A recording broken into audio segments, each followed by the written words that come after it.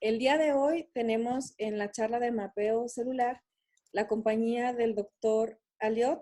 Él es médico especialista en neurofisiología clínica y es un doctor en neurociencias por la Universidad de Guadalajara. Es jefe de departamento de neurofisiología clínica del Grupo Río y pues además también tiene su propia empresa de electroencefalografía, se denomina TeleEG. Y sin más preámbulo le vamos a ceder al doctor Aliot la palabra y que nos pueda compartir la presentación. Muchísimas gracias, doctor.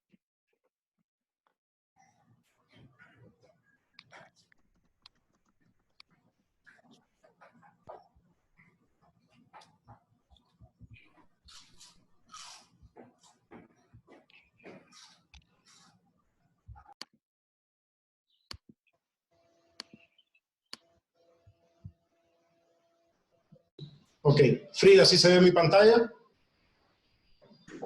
Se ve perfecto. Sí. Ok, entonces, ¿sí me escucho bien? Perfecto, te escuchas claro. Ok, muy bien. Entonces, muy buenas tardes a todos. Muchas gracias por la invitación a la doctora Frida. Ya llevábamos un tiempo platicando al respecto. Y para mí es un placer poder estar aquí y compartir esta parte de a lo que nos dedicamos casi a diario con ustedes. Y también quizás aclarar, como ya se habrán podido dar cuenta, no soy mexicano, soy cubano, por lo que estoy tratando de naturalizarme poquito a poco con el idioma. Aún así, de vez en cuando me acelero un poco y puede ser que intentaré ir lo más despacio posible para que se me pueda entender. Y también, como le comentaba la doctora Frida esta mañana, la plática en un primer momento, la idea era hacerla más a divulgación general, es decir, un poco más básica. Al cambiar a este nuevo formato de Zoom, pues nos permitió que se sumaran quizás un poco más de médicos especialistas, gente que quizás conoce un poco más del tema y a lo mejor le parezca un poco básico las cosas que vamos a hablar.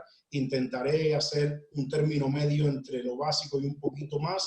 Aún así, si tienen alguna duda o alguna pregunta en particular, siéntanse libres de utilizar el chat y preguntar todo lo que quieran. Ya al final estaremos aclarando todas las dudas que puedan surgir. Me da mucho placer ahí entre los nombres leer el nombre de varios amigos y bueno, muchas gracias a ustedes también. Y el típico es mapeo cerebral, cuáles son sus usos y sus limitaciones. Frida, te pido de favor, porfa, si en algún momento pierdo el audio o algo así, me dices y repetimos, ¿vale?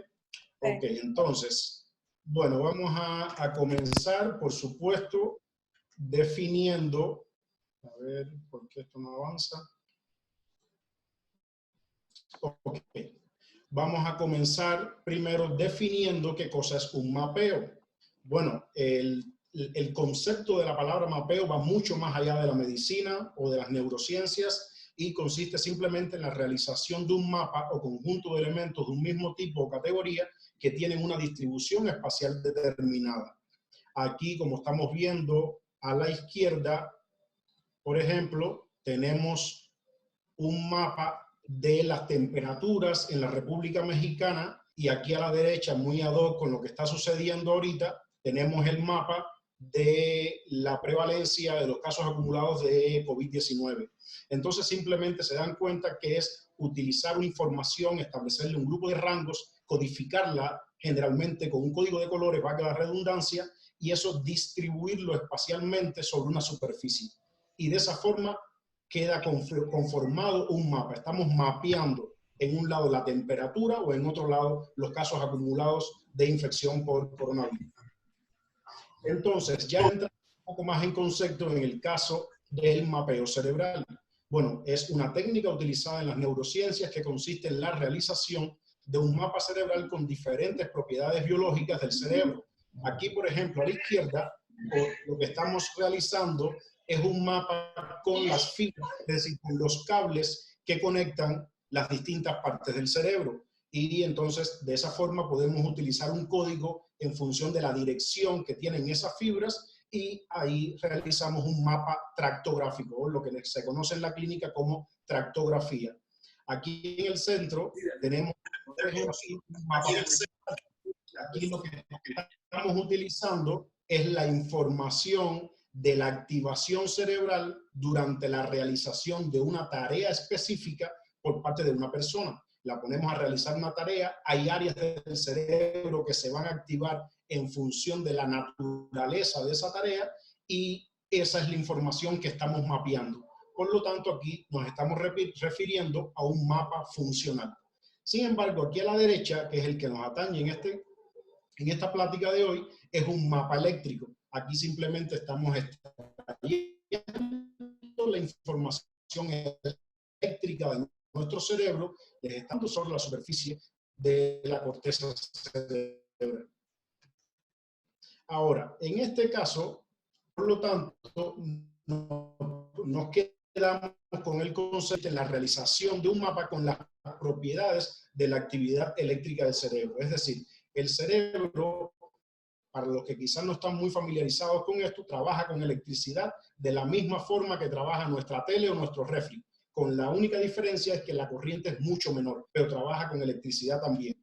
Por lo tanto, ¿cómo medimos la actividad eléctrica de ese cerebro? Mediante un estudio que recibe el nombre de electroencefalograma. Es un estudio que nos permite registrar la actividad eléctrica del cerebro mediante la colocación, como estamos viendo aquí, de un grupo de electrodos sobre la superficie del cuero cabelludo.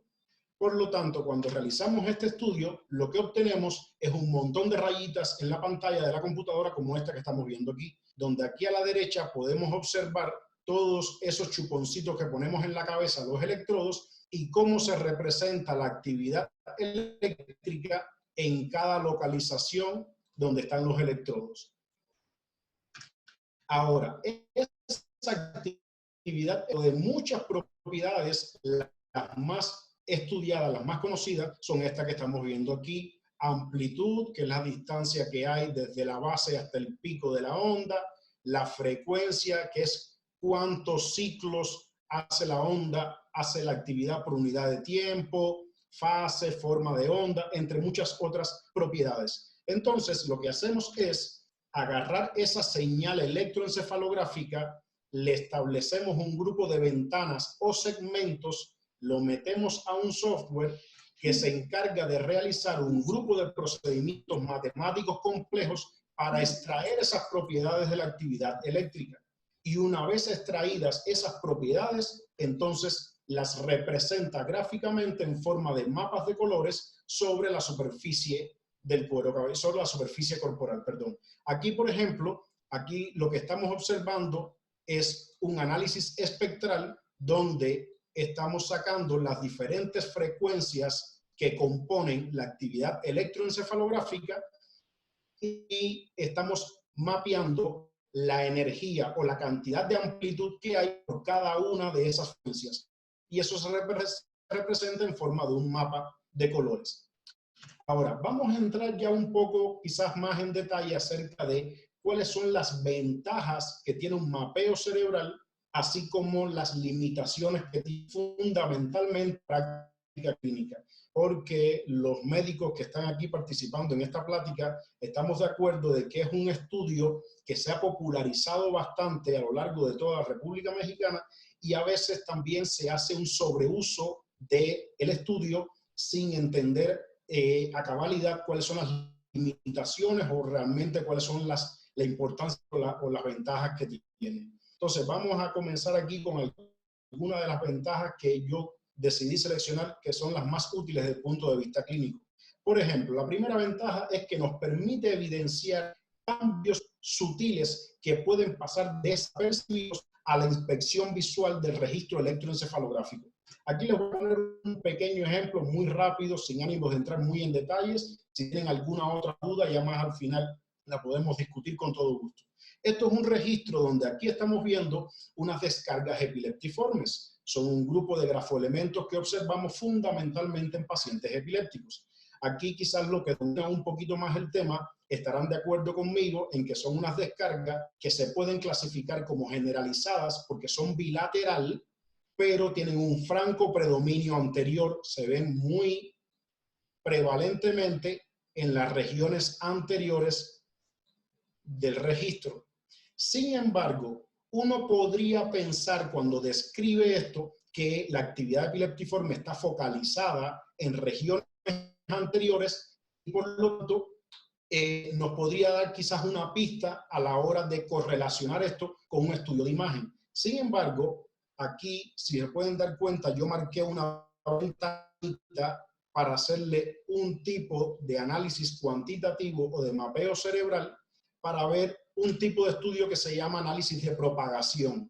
Y lo que estoy es distribuyendo en el tiempo esta ventana de tiempo que tiene aproximadamente un segundo, la estoy partiendo como en 16 pedacitos. Y aquí, si se dan cuenta, en esta imagen hay un marcado pico de amplitud. Esto es un mapa de amplitud, no es un mapa espectral de frecuencia, es un puro mapa de amplitud. Aquí estamos viendo un pico de amplitud en la región anterior, como evidentemente veíamos a la inspección visual. Sin embargo, estamos viendo también que hay un concepto que se llama sumidero, es decir, una caída de amplitud en la región posterior de los hemisferios. Es decir, al mismo tiempo hay un pico de amplitud en regiones anteriores y hay un sumidero, es decir, hay una caída de amplitud en regiones posteriores. Cuando nosotros vemos esto, esto casi siempre nos sugiere un dipolo en sentido postero-anterior. Por lo tanto, el origen de esa actividad epiléptica probablemente esté en las regiones mesiales del cerebro. Por lo tanto, si se dan cuenta, con esta técnica yo puedo tener una mejor idea de dónde está el probable origen de la descarga epileptiforme, y si me baso solamente en la inspección visual, yo podría creer que el origen el generador está en regiones anteriores, cuando aquí todo parece indicar que el generador está en las regiones mesiales con un dipolo en sentido postero-anterior. Por lo tanto, estas son de las ventajas que tiene el mapeo cerebral, que me permite ver o analizar información que puede pasar ligeramente desapercibida a la inspección visual. Otra de las ventajas que tiene el mapeo cerebral es que nos permite obtener información adicional que no es accesible mediante la inspección visual del electroencefalograma. Por ejemplo, aquí estamos viendo que en este segmento nos está haciendo un análisis de asimetría de la amplitud. Es decir, me permite comparar la amplitud entre regiones homólogas de ambos hemisferios, lo que puede tener ciertas implicaciones diagnósticas y eventualmente terapéuticas. Aquí también vemos un análisis de coherencia, es decir, cómo se relacionan las diferentes partes del cerebro. Esto generalmente lo utilizamos más en la investigación, no tanto en la clínica, pero la realidad es que con un análisis cuantitativo en ocasiones podemos obtener un poquito más de información con respecto a lo que obtenemos solamente con la inspección visual del electroencefalograma. Otra de las ventajas que tiene el mapeo cerebral, y que es una de las que más utilizamos en la práctica diaria en la clínica, es que hay algunos software, no todos, bien, no todos los software lo tienen, pero hay algunos que tienen una base de datos normalizada que nos permite comparar la actividad del paciente que estamos registrando contra el promedio para su rango de edad y sexo. Y esto nos permite saber si la actividad del paciente está dentro o no de lo esperado para su edad. Y esto es una herramienta muy útil para evaluar, por ejemplo, los trastornos madurativos cerebrales que con mucha frecuencia vemos en la infancia y en la adolescencia temprana.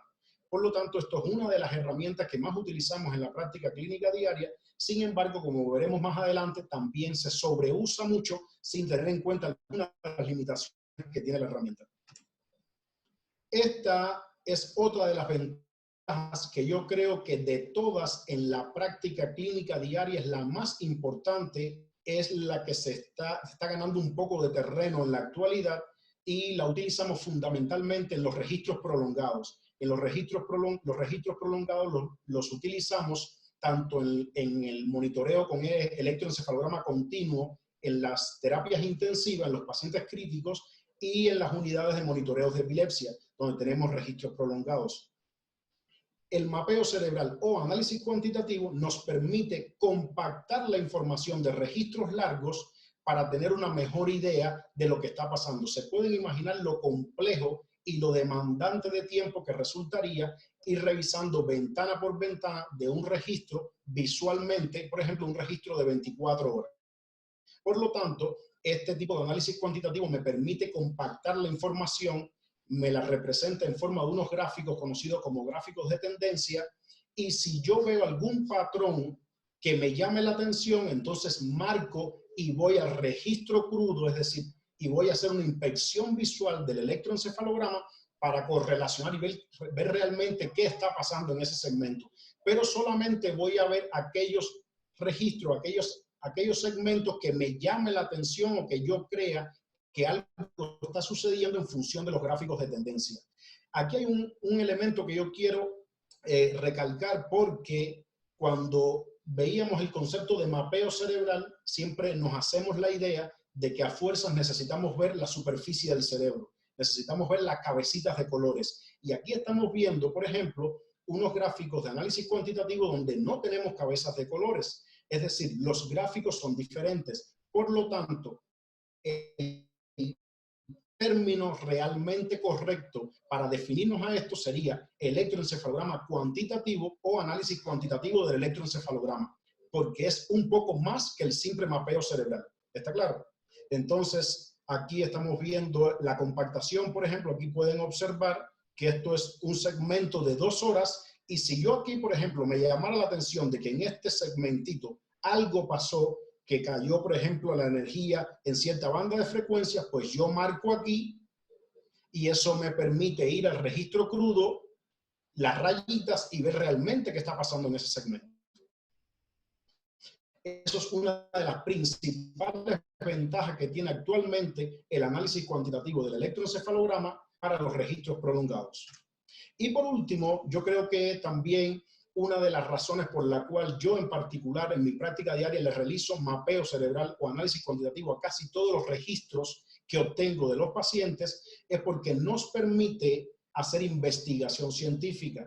La inspección visual del electroencefalograma está cargada de mucha subjetividad. Por lo tanto, a la hora de correlacionar con variables clínicas, con variables epidemiológicas, nosotros necesitamos datos duros, datos robustos, datos objetivos que no dependan tanto de la percepción del observador de que diga esto es una descarga epileptiforme o no. Por lo tanto, el análisis cuantitativo nos permite muestrear la señal y sacarla en forma numérica, y eso nos permite entonces verter la información en software de estadística y hacer investigación científica con un poco más de robustez.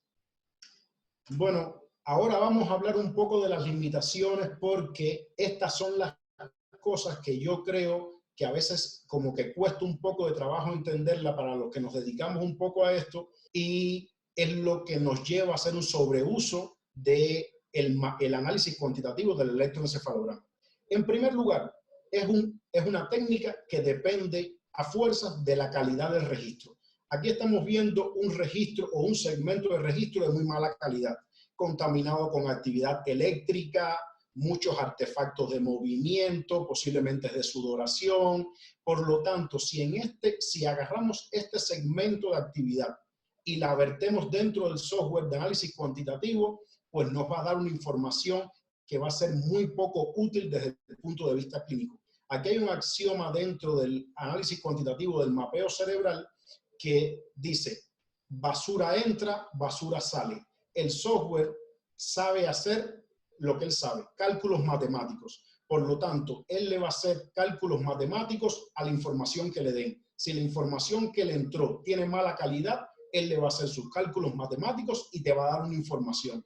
Y por eso vemos con mucha frecuencia en la práctica clínica que hay un montón de cabecitas de colores, de esas que observamos por ahí en los registros, con unos lamparones amarillos de exceso de energía en banda lenta en regiones anteriores, y a veces he escuchado que se interpreta como un exceso de actividad lenta en regiones anteriores, y son simple y llanamente el reflejo de artefactos de parpadeo o de movimientos oculares que se introdujeron dentro del análisis cuantitativo. Esto es lo otro que está muy relacionado, es que depende de la selección de ventanas. Ya no es solamente que el registro deba tener buena calidad, es que hay que tener conocimientos para saber qué ventana selecciono para hacer el análisis cuantitativo, ¿no? Por ejemplo, en ocasiones nos encontramos que agarran un grupo de ventanas o agarran una sola ventana y ya realizan la transformada de Fourier o los análisis cuantitativos que sean y ya tenemos cabecitas de colores. Por lo tanto, hay que cumplir ciertos criterios. Hay criterios establecidos para la selección de ventanas para realizar un análisis cuantitativo. Y por ejemplo, aquí, esta es la misma imagen que yo les mostraba al inicio, donde tenemos 3 ventanas, y aquí nos damos cuenta que esta ventana realmente no debimos haberla incluido porque tiene eventos transientes, como por ejemplo, los artefactos de parpadeo que estamos viendo aquí. Si esta ventana yo la incluyo, probablemente como este artefacto de parpadeo está en banda lenta, me provoque que haya un exceso de energía en las frecuencias lentas, fundamentalmente en la frecuencia delta, y eso se puede malinterpretar como un exceso de energía o de actividad lenta que a veces se le da ciertas interpretaciones clínicas un poco cuestionables. Otra de las limitaciones que tiene esta herramienta es la poca disponibilidad de médicos especialistas entrenados. Y me gustó mucho esta imagen de Grey's Anatomy, seguro que muchos la conocerán, porque este es el claro ejemplo de lo que no sucede en la vida real. Un grupo de médicos que lo saben todo. Lo mismo operan un cerebro, que te operan un apéndice, que realizan un electroencefalograma o inspeccionan una biopsia de un paciente. Es decir, este es el claro ejemplo de lo que no sucede en la práctica diaria, en la práctica clínica. Los médicos nos especializamos por una razón y esa subespecialización desafortunadamente va en detrimento de otro grupo de conocimiento. Por lo tanto, esta es una herramienta que necesita cierto entrenamiento, cierto conocimiento, tanto por parte del personal técnico que realiza el registro, como por parte del personal médico que va a interpretar los resultados. Y realmente hay una poca disponibilidad de médicos especialistas en neurofisiología clínica, que son los que generalmente se realizan a este grupo de procedimientos diagnósticos. Y como última limitación, esto es un meme que me encantó hace algún tiempo cuando se puso de moda el se tenía que decir y se dijo, porque ya ven que lo utilizaron para todo, pero este me encantó, de que el mapeo cerebral no sirve para diagnosticar el trastorno por déficit de atención e hiperactividad. Se tenía que decir y se dijo, y es una realidad, señores. Miren, aquí les pongo el concepto o la limitación fundamental por sí solo. Ninguna cabecita de colores confirma ni descarta alguna sospecha diagnóstica. Siempre hay que utilizar el registro crudo, la inspección visual y además, como todos los estudios complementarios, se utilizan exactamente para complementar la sospecha clínica que tenga el médico tratante. Por lo tanto, quiero concluir con un grupo de mensajes para la casa, no tanto como conclusiones. El mapeo cerebral siempre se debe realizar como un método complementario a la inspección visual del electroencefalograma. Esta es una técnica con un grupo de limitaciones, entre la que se destaca la poca disponibilidad de personal entrenado para realizarla. Y como ya les mencionaba, que yo creo que esto es muy útil a veces para un grupo de médicos que de repente caen en este ámbito y como que por ese criterio de autoridad nos vamos haciendo eco de lo que nos dicen otros profesores. Las cabecitas de colores por sí solas no confirman ni descartan ninguna sospecha diagnóstica. Y bueno, por mi parte sería todo. Les agradezco mucho la atención. Ahí tienen mis datos de contacto por si ahorita no da tiempo. Yo con todo gusto les aclaro las dudas o intento aclarar las dudas que tengan en caso de que no lo domine todo. Y yo creo que podemos pasar a la sesión de preguntas. Frida, si estás de acuerdo. Sí, muchísimas gracias por tu charla. Estuvo muy padre, muy interesante. De pronto ya recibí algunos comentarios. Igual no sé si alguien quiere hacer alguna pregunta, puede tomar el micrófono o si no las quiere hacer llegar por vía chat. Agradecerles también a todos por estar aquí. Sí tenemos tiempo suficiente todavía para la sesión de preguntas. Entonces, ¿alguien quiera hacer una pregunta? Ya sea pueden escribir en el chat si no quieren hablar. Saludos, saludos a la doctora Azucena. Muchas gracias por... Bueno, yo tengo una para el profesor. Sí, a sus órdenes. A mí me diagnosticaron trastorno por déficit de atención a los 6 años y me dijeron, bueno, prácticamente en un encefalograma lo querían definir todo. ¿Se requieren más estudios para determinar ese tipo de trastornos en infantes o...? No, mira, yo creo que los neuropediatras que andan por aquí o psiquiatras infantiles, si hay alguno por aquí, estarán de acuerdo. El diagnóstico de todos los trastornos del neurodesarrollo, no solamente el trastorno por déficit de atención e hiperactividad. El trastorno de todos los trastornos del neurodesarrollo es exclusivamente clínico. El diagnóstico es clínico. Muchas veces necesitamos realizar estudios complementarios fundamentalmente para descartar que se deba a otro tipo de trastorno neurológico o neuropsiquiátrico, porque muchas veces hay otras enfermedades que pueden presentarse clínicamente como un trastorno del neurodesarrollo y por lo tanto nosotros estamos obligados a descartar.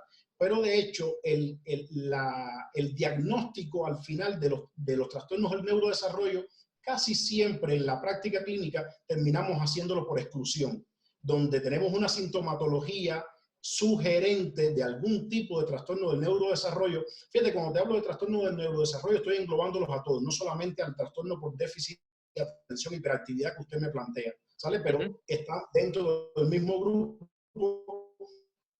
Siempre tenemos una sintomatología sugerente, a veces realizamos algún otro estudio para descartar alguna cosa que sospechamos y entonces por exclusión caemos. Es verdad que en algunas ocasiones, por ejemplo, una de las razones por la cual se solicita con relativa frecuencia un electroencefalograma, en particular para los trastornos de déficit de atención e hiperactividad, es para definir si se utiliza algún medicamento o no, porque casi siempre los medicamentos que utilizamos son psicoestimulantes y son medicamentos que hay cierta literatura que sugiere que pueden disminuir el umbral convulsivo y por lo tanto convertirse en un factor desencadenante para que aparezcan crisis convulsivas en pacientes epilépticos. Y como trastorno del neurodesarrollo al fin, hay cierta comorbilidad con la epilepsia fundamentalmente. Entonces a veces lo utilizamos el electroencefalograma como medida de, ok, no hay ningún tipo de riesgo de epilepsia o de descargas epileptiformes, algún signo de irritación cortical. Son de las cosas que generalmente lo utilizamos, pero lo que sí no creo que sea muy útil en la práctica clínica es hacer un electroencefalograma con análisis cuantitativo para confirmar el diagnóstico de trastorno por déficit de atención e hiperactividad. Por lo tanto, concluyendo tu pregunta,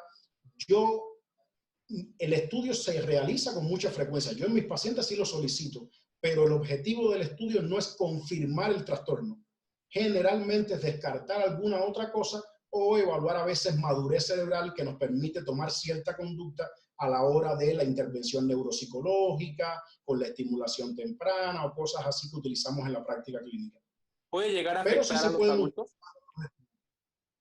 Sí, exactamente. El trastorno por déficit de atención e hiperactividad es un trastorno crónico donde se sabe que hay un % elevado de pacientes que lo presentan en la infancia que lo siguen presentando en su etapa adulta. Lo que pasa es que con el paso del tiempo, el adulto ya va creando ciertos recursos cognitivos que nos van permitiendo de alguna forma paliar la sintomatología y nos permite ser un poco más funcionales que cuando somos niños.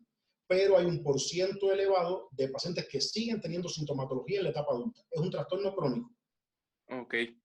Bueno, una última pregunta. ¿Dónde se encuentra su consultorio? Aquí en Guadalajara, yo creo que si gustas, puedes anotar el número de teléfono que tengo ahí. Con todo gusto me puedes mandar un WhatsApp Y Claro que sí, creo que lo pasó en imagen, pero no alcancé a tomarle screenshot. ¿cómo comparto aquí otra vez, Frida, la pantalla? Abajo en Share Screen. Ah, ok, mira, ahí puedes anotar el, Ah, ¿es este? Ok, el número de teléfono, ¿sale? claro Eh, que sí. Había otra pregunta de, ahí se me escondió. Victoria, ¿han hecho mapeo con estudios de resonancia magnética? Y si la respuesta es no, ¿por qué no lo han hecho? A ver, quiero pensar que está preguntando si lo hemos hecho de forma simultánea, porque se puede hacer un mapeo, un electroencefalograma con análisis cuantitativo y en otro momento realizar una resonancia magnética. Puede tener sus indicaciones, hacer las dos, solicitar los dos estudios en función de cuál sea la sospecha. Si la pregunta en particular es si se ha hecho de forma simultánea el electroencefalograma dentro del resonador magnético durante una resonancia magnética, sí se ha hecho. Se utiliza fundamentalmente para la investigación, no para la clínica, pero hay que tener ciertos cuidados porque los electrodos que se utilizan para hacer ese registro simultáneo son electrodos que tienen que cumplir con ciertos criterios para que puedan meterse dentro de un campo magnético tan potente como el que genera un estudio de resonancia magnética. Pero sí se ha hecho, pero fundamentalmente para la investigación. En la clínica no lo utilizamos. En la clínica se utiliza muy poco. Ok, gracias. La otra pregunta es, cuando dicen que la persona tiene retraso mental, ¿también lo diagnostican o lo pueden corroborar haciendo un mapeo cerebral para confirmar?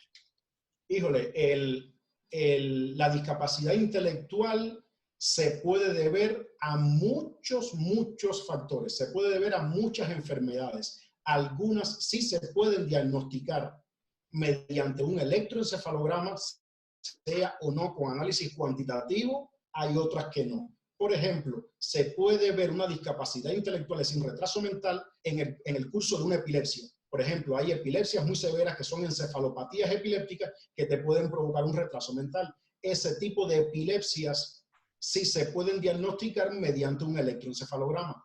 Ahora, hay otras causas de discapacidad intelectual, por ejemplo, las que entran dentro del grupo de los trastornos del neurodesarrollo, que generalmente es un trastorno aislado que no se debe a alguna causa conocida, donde esa no la podemos confirmar mediante un electroencefalograma. Pero vuelvo y te repito, la discapacidad intelectual se puede deber a muchísimas enfermedades, algunas se pueden diagnosticar mediante un electroencefalograma, otras no, otras a veces se pueden diagnosticar mediante otro tipo de estudios complementarios. Otra pregunta de Tania es, ¿podría especificar, por favor, qué implicaciones clínicas tiene la inmadurez cerebral? Es una excelente pregunta. Yo creo que depende del grado de inmadurez cerebral y además de en qué etapa de la vida se presenta. Nosotros podemos tener inmadurez cerebral en un recién nacido, por ejemplo. Ahora, los recién nacidos son muy lábiles y al mismo tiempo muy resistentes. Por lo tanto, observar un patrón electroencefalográfico sugerente de inmadurez cerebral en un recién nacido o en las primeras etapas de la vida, yo creo que no es muy clínicamente relevante, por decirlo de algún modo, si no se acompaña de ninguna otra sintomatología. Sin embargo, a veces podemos ver un patrón de inmadurez cerebral acompañando un cuadro neurológico específico y si tiene una relevancia clínica importante incluso desde el punto de vista pronóstico.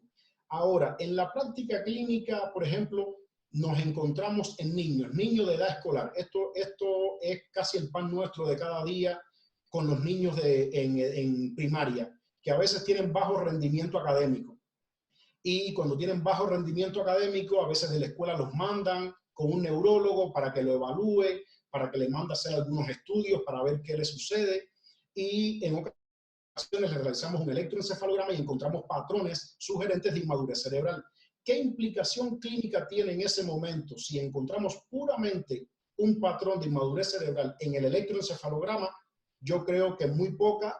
Generalmente lo tratamos con estimulación fundamentalmente neuropsicológica guiada por los hallazgos arrojados de la evaluación neuropsicológica, pero a veces es poco importante porque en la medida que se va dando el proceso de madurez cerebral normal en la infancia y en la adolescencia, esos son facultades cognitivas que van recuperando. Entonces yo creo que la pregunta de si es clínicamente relevante, es decir, qué implicaciones tiene, yo creo que es un poco dependiente del contexto en el que nos encontremos el patrón de inmadurez cerebral. Y yo creo que es muy variable para dar una respuesta muy categórica de si sí o si no. Muy bien, muchísimas gracias. La otra pregunta es, ¿tienen en cuenta biomarcadores en plasma para complementar el eje y cuáles?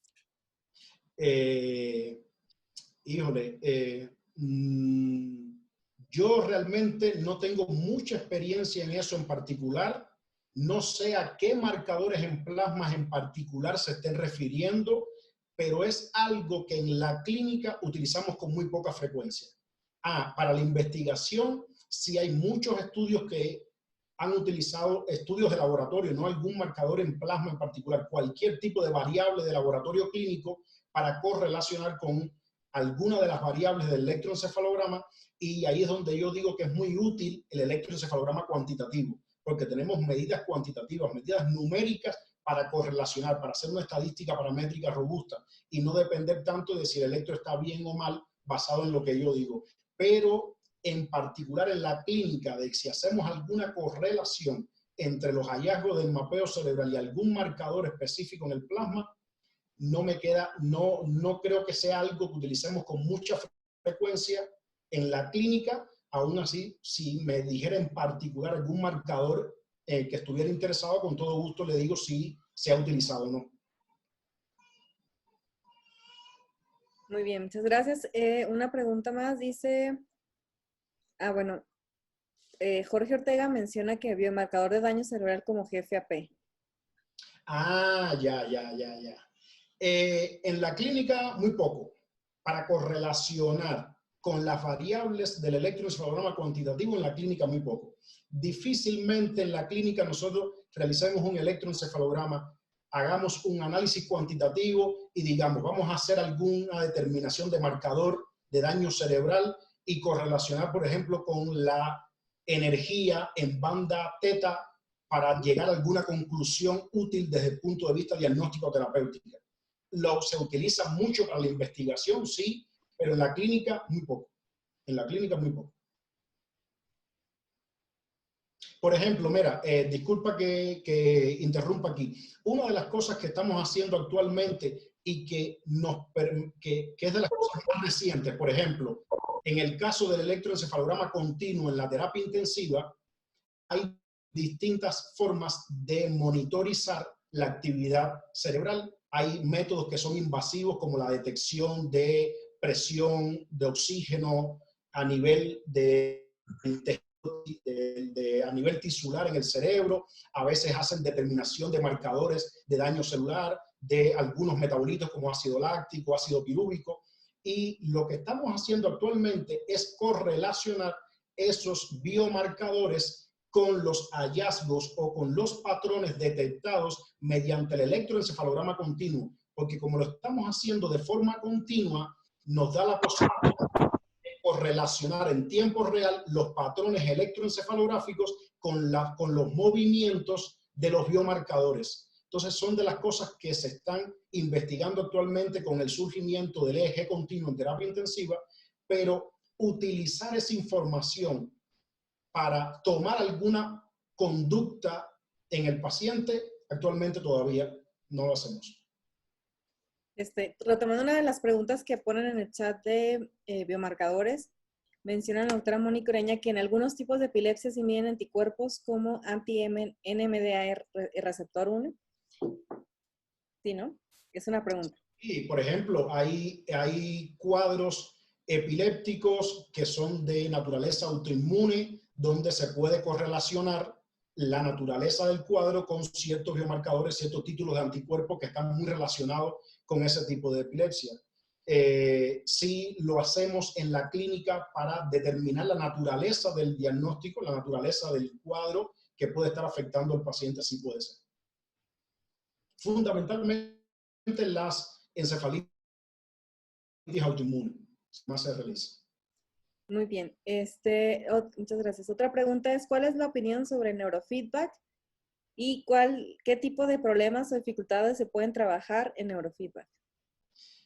Híjole, el neurofeedback es un gran campo. Es un gran campo. Yo te voy a ser completamente sincero. Primero, tengo muy poca experiencia en el tema. Te voy a decir mi respuesta y definitivamente está cargada de una subjetividad enorme, y esta respuesta está basada en lo poco que he revisado y en mis conocimientos sobre electroencefalograma y análisis cuantitativo, porque al final el neurofeedback está basado en un análisis cuantitativo de la actividad electroencefalográfica en tiempo real, que le da una información al paciente, a la persona, no siempre al paciente, a la persona, y le permite en tiempo real ir corrigiendo ciertos tipos de conducta, ¿no? Yo creo que es algo que todavía está en estudio. Hay muchos estudios que se han hecho donde ponen en duda la utilidad real del método. Yo creo que sí puede funcionar en algunos cuadros en particular, lo que quizás no está funcionando de la forma en que uno se esperaría que estuviera funcionando. Me traduzco un poco.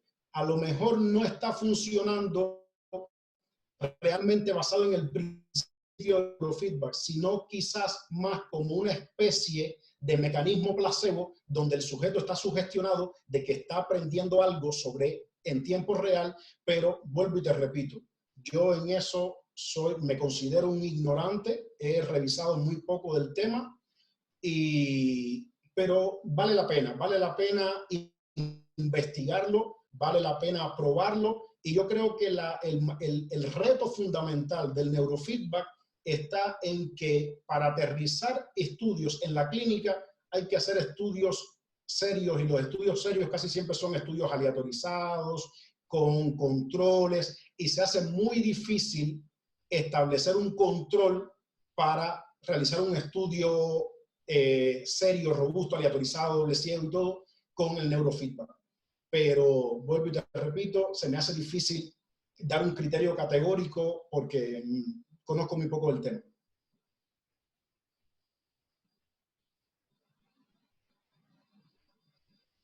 Perdón, no se quería quitar el mote. Muy bien, muchísimas gracias. Otra pregunta por aquí era, ¿cómo escogen la ventana, analizar el eje? ¿Lo hace un experto? Puso un ejemplo al respecto. Disculpa, no te entendí. ¿Me repites, por favor? Sí. ¿Cómo escogen la ventana a analizar el eje? ¿Lo hace un experto? Bueno, te voy a decir, por ejemplo, cómo lo realizamos nosotros en Grupo Río, por ejemplo. En Grupo Río, las ventanas las marcan los técnicos. Son los técnicos los que marcan las ventanas, y ya luego nosotros simplemente le damos correr al programa, se encarga de realizar todo el análisis matemático, y ya vamos sacando el tipo de gráfico en función de lo que querramos buscar, ¿no? Yo, por ejemplo, en Cuba, antes de venir para acá, lo realizábamos nosotros los neurofisiólogos. Éramos los que colocábamos las ventanas. Yo creo que puede colocarla cualquier persona, pero hay que explicarle cuáles son los criterios para la selección de ventanas. No es simplemente estar poniendo ventanitas y después darle correr al programa. Lo primero es que las ventanas tienen que estar en segmentos estacionarios, que no tengan eventos transientes, a no ser que quieras ver, por ejemplo, hacer un análisis de propagación de alguna descarga epileptiforme, como la que yo hice. Pero si no, siempre deberíamos seleccionar ventanas que no tengan eventos transientes. Cuando hablo de eventos transientes, pueden ser fisiológicos, como un artefacto por parpadeo, o puede ser patológico, como una descarga epileptiforme. Segundo, las ventanas hay que seleccionarlas lo más larga posible, y eso es uno de los errores más frecuentes que observo cuando me llegan registros de otros lugares, que van colocando ventanitas, y cada vez que se coloca una ventanita y se coloca otra al lado, el software, para realizar el procedimiento matemático, las empata, las une, y cuando las une hay un segmento de discontinuidad, y matemáticamente esa discontinuidad, el software la interpreta como una alta frecuencia y nos puede, si tenemos muchas ventanas, por lo tanto, mucha discontinuidad, el software nos puede meter cierta energía en alta frecuencia explicada por las discontinuidades en la selección de las ventanas. Por lo tanto, las ventanas tienen que ser lo más larga posible y solamente interrumpida por los eventos transientes. Lo otro es que hay que seleccionar la mayor cantidad de ventanas posibles. Mientras más ventanas, más fiel nos queda el registro, porque a veces tenemos pacientes, por ejemplo, que tienen una actividad de base normal, pero la actividad de base normal fluctúa en el tiempo y a veces vemos un ritmo alfa precioso y por alguna razón el ritmo alfa desaparece y luego volvemos a verlo, y si marcamos una ventana en un segmento donde el ritmo alfa desapareció, eso nos va a provocar una caída de energía en banda alfa que podremos malinterpretarla cuando realmente la actividad de base del paciente era normal. Por lo tanto, mientras más registros se muestre para el análisis cuantitativo, mejor. Incluso los software actuales ya no te permiten ventanear. Los software actuales te hacen el análisis cuantitativo del registro completo. Ahora ya uno se tiene que entrenar en detectar cuáles son los gráficos que pueden estar dando un tipo de patrón sugerente, por ejemplo, de un artefacto de parpadeo. Y entonces siempre vamos al registro crudo para comparar y ver si realmente el patrón que vimos en el gráfico cuantitativo es congruente con algo patológico que está sucediendo en el electroencefalograma crudo. Pero hay ciertos criterios para seleccionar ventanas y no es nada más que estar marcando ventanitas. Por lo tanto, mi consejo sería, siempre tiene que hacerlo alguien con conocimiento, y si lo va a hacer, por ejemplo, algún técnico, hay que explicarle a los técnicos cuáles son los criterios que debe cumplir el muestreo para realizar un análisis cuantitativo. Muy bien, muchísimas gracias. No sé si alguien más tenga alguna pregunta. Yo tengo una pregunta que sí la quiero hacer más bien de voz. En el análisis cuantitativo que nos mostró sobre la amplitud, que nos decía que la diferencia en el patrón de amplitud llevaba a la conclusión de una epilepsia probablemente de origen mesial. Okay. ¿Con el análisis cuantitativo de amplitud es suficiente o tendríamos que respaldarlo con un análisis de frecuencia? Bueno, las técnicas actuales utilizan ambas cosas, análisis de frecuencia y análisis de amplitud. ¿Por qué? Porque también sabemos que hay ciertas descargas que son en bandas de frecuencias específicas y no en todas. Aún así, siempre esto hay que corroborarlo también con estudios de neuroimagen. De hecho, esto se utiliza fundamentalmente en la evaluación prequirúrgica de pacientes epilépticos que van a ser sometidos a intervenciones quirúrgicas para tratar de definir cuál es el probable origen de la epilepsia, el foco epiléptico del paciente. Y siempre se hace un estudio modal, se hace un estudio basándose en ese Electron Source Imaging del electroencefalograma. En algunos lugares incluso se comenta con magnetoencefalografía y también se utiliza resonancia magnética para tratar de, entre toda la información, tratar de llegar al punto específico. Pero sí, definitivamente hay que hacer una mezcla tanto de análisis de amplitud como de análisis espectral. Yo simplemente aquí ponía el ejemplo porque a veces nos pasa a nosotros en la clínica actividad epileptiforme de predominio frontal, y ya cuando nos ponen de predominio frontal, eso ya nos puede decir, ok, pues si tiene predominio frontal. No, aquí estamos viendo donde hay un predominio frontal, pero con un sumidero occipital. El dipolo parece, por este análisis de amplitud, no es 100% cierto, pero uno por la experiencia ya tiene ciertas estrategias que puede ir utilizando y dice, a lo mejor hay un origen mesial. Pues vamos a respaldarlo con un estudio de neuroimagen. Nos encontramos que si hay, por ejemplo, alguna displasia cortical o si nos encontramos a veces una esclerosis hipocampal, y en la esclerosis hipocampal nos dan las descargas epileptiformes frontales y no temporales como uno normalmente se esperaría. Ok, sí. Es que sí me pareció así como dije, ay, ¿cómo llegó a esa conclusión tan solo por el análisis de amplitud? Son simplemente, ¿cómo es? Cosas que a uno le llega a la cabeza cuando hace el análisis cuantitativo, pero definitivamente no tenemos la certeza para nada de que eso tenga un origen mesial. A lo mejor sí realmente el origen es frontal. Ok, muchas gracias. Muchísimas gracias, Elliot. No sé si hay alguna otra pregunta más. En el chat ahorita ya no hay una pregunta particular. Agradecerte una vez más tu participación. Les voy a rápidamente compartir la página de Facebook, como la pueden encontrar, que es, que es esta que está aquí. Ciencia desde lo básico, así nos pueden encontrar. Aquí está el programa de este año. Son charlas que se dan usualmente el último martes de cada mes. En este año sí lo estuvimos programando. Aquí nada más, como les comentamos, hubo un pequeño ajuste de horario o de agenda. Y por lo tanto, pues esperamos que sigan compartiendo con nosotros estas charlas. La siguiente sería, está programada para el 26 de mayo.